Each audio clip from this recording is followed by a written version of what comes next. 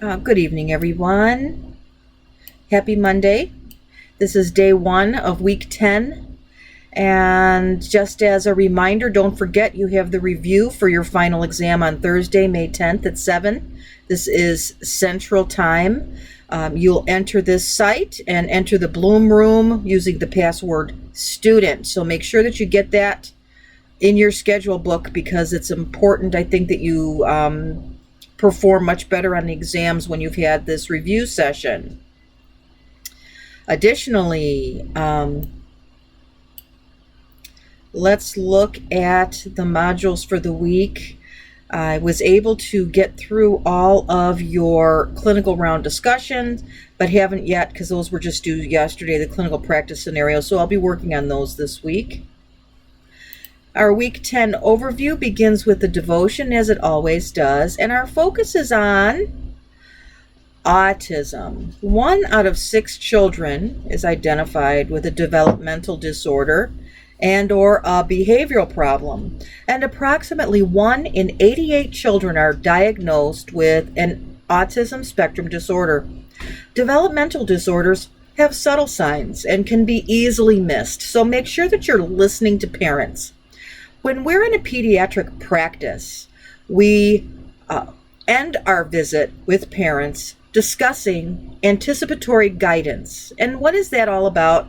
I've spoken to this before. Anticipatory guidance is advising the parents the developmental milestones that they can be expecting their child to accomplish from now until the next visit in the pediatrician's office.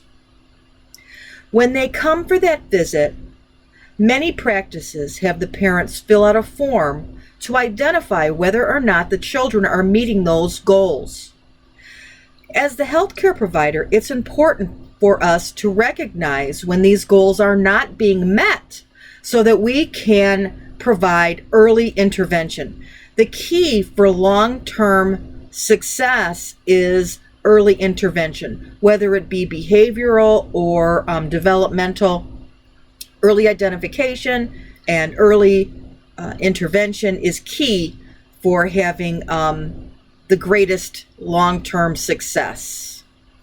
So our objectives are the same as they are every week, and our readings are here. You have 2 PowerPoint presentations with audio and our clinical rounds discussion.